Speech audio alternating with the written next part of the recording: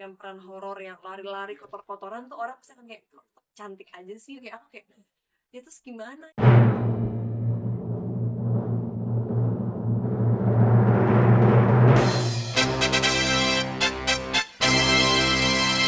Ini syuting itu sebenarnya udah di tahun lalu. Aku Kamu aja kak. syuting itu sekitar 2 mingguan karena kita udah reading dulu beberapa hari sebelumnya, jadi udah dimatengin sebelum kita syuting. Di reading pun kita udah tes adegan juga, tes take dengan tes time segala macam, semuanya udah di prepare sebelum kita syuting. Makanya pas proses syuting itu jauh lebih cepat, paling kendala maksimal cuma di cuaca doang.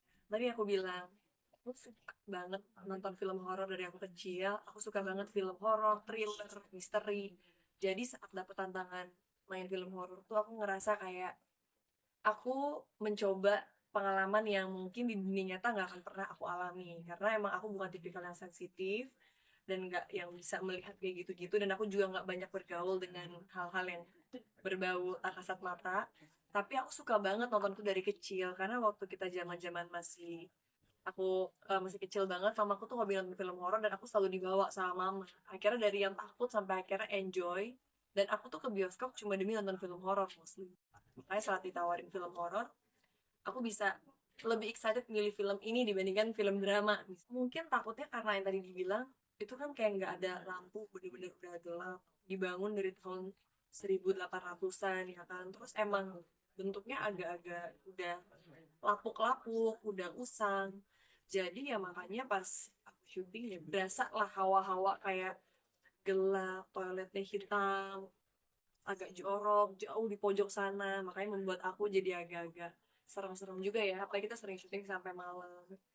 Dan untungnya aku nggak gitu sensitif. Jadi walaupun misalnya ada orang yang bilang, oh iya di daerah sini suka ada sesuatu, di sini suka ada cewek yang nunggu, aku kayak positive thinking aja pokoknya, udah yang penting syuting, take, habis itu balik ke base camp. Ya sih lumayan penakut kayak aku penasaran, aku suka kayak ikut-ikutan mencari kayak orang-orang cerita, aku mencari tahu kebenarannya, tapi kalau seandainya nampaknya dia aku termasuk kayak orang kabur pertama gitu. Enggak sih, nggak pengen, kayak udah cukup di film aja. Kita lagi syuting pas yang ngeliat hantunya kan ya, nah hantunya tuh digambarkan sesuai dengan gambaran yang selama ini Mas Entot lihat. Karena Mas Entot tuh pertama kali ngomong sama kita ketemu diri ini ngomong gini, biasanya kalau film horor tuh hantu itu aslinya nggak kayak gitu kalau bener-bener dilihat sama anak indigo. Jadi yang dia bikin sosok yang belum ditampilkan di situ itu sesuatu yang emang dia beneran pernah lihat untuk seperti itu. Makanya pas jadi itu kita yang kayak, ih udah deh, ditawarin juga nggak pengen lihat deh, kayaknya cukup lihat di film aja. Paling iseng cuma Emir ya. Kayak gimana tuh iseng? Mungkin ya dia lebih yang kayak isengnya ya tiba-tiba jokes-jokes horor atau apa yang kayak gitu loh, yang kayak ini orang bener-bener.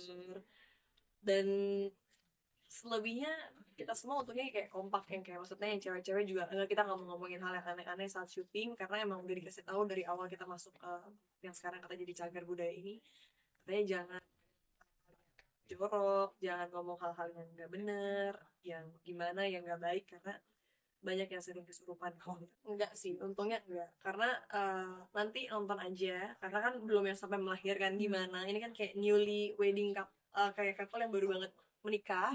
Jadi ya belum yang signifikan banget. Kalau buat aku pribadi, eh, peran di karakter horor yang di film horor yang kali ini aku mainkan emang lebih kayak relate dengan kehidupan sehari-hari, lebih kayak ya karakter manusia pada umumnya lah, bukan sesuatu yang lebay atau cuma ada di drama-drama. Mungkin lebih kayak gitu. Kalau tantangan di film horor tuh bagi aku lebih ke actionnya, saat kita ngelakuin adegan-adegan bersama sesuatu yang tak kasat mata, dan mungkin kita belum pernah punya pengalaman itu, jadi kita harus punya imajinasi dan harus punya kekompakan antara DOP, sutradara, dan juga pemain untuk hasilin jump scare atau menghasilkan shot-shot yang meyakinkan penonton. Karena kalau syuting film horor kan terang-terang aja, tapi kayak pemain harus beneran seakan-akan takut padahal terang banyak orang gitu. Itu seru ya, soalnya kan kadang-kadang ada aja kan yang kayak misalnya kan mungkin ada orang yang berpendapat kalau mereka udah terbiasa melihat aku main di drama romance, terutama dari dulu kan aku sering banget dapat peran remaja kan, jadi anak SMA. Jadi saat tiba-tiba aku mendapatkan peran horor yang lari-lari kotor-kotoran tuh orang pasti akan kayak "Kok cantik aja sih," kayak aku kayak ya terus gimana ya, terus harus gimana lagi, padahal juga makeup aku yang gitu-gitu aja, nggak yang makeup berlebihan dan harus on point all the time. Tapi ya mungkin mm, membuat orang kayak bagusan romance sih, bagusan drama deh. Tapi kalau buat aku pribadi ya kan setiap orang berhak berpendapat apapun.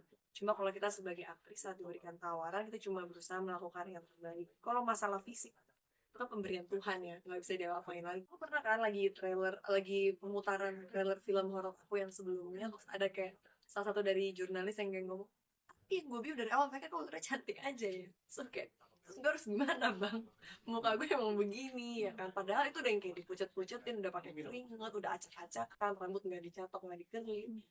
Jadi emang pada akhirnya menurut aku tuh kembali ke persepsi dan perspektif orang dalam melihat sesuatu, dalam melihat aktris, dalam melihat sebuah film pasti akan berbeda-beda. Dan pendekatan yang akan dirasakan setiap orang setelah menonton film Janji Darah pun pasti akan berbeda. Jadi ya, yang penting kita niatnya baik, terus cuma pengen melakukan yang terbaik dan berusaha menghibur masyarakat Indonesia. Masalah nanti outputnya gimana dan respon dari orang seperti apa, ya aku cuma berharap semoga diapresiasi. Nggak tahu juga ya, jadinya kayak aneh-aneh aja gitu komentar-komentarnya yang kayak lucu-lucu. Tapi aku menemukan komentarnya lucu sih, lebih yang kayak eh, ini kok udah lari tapi mukanya masih begini ya, terus kayak mukanya mau berubah gimana, pencong-pencong tiba-tiba, nggak juga kan gitu.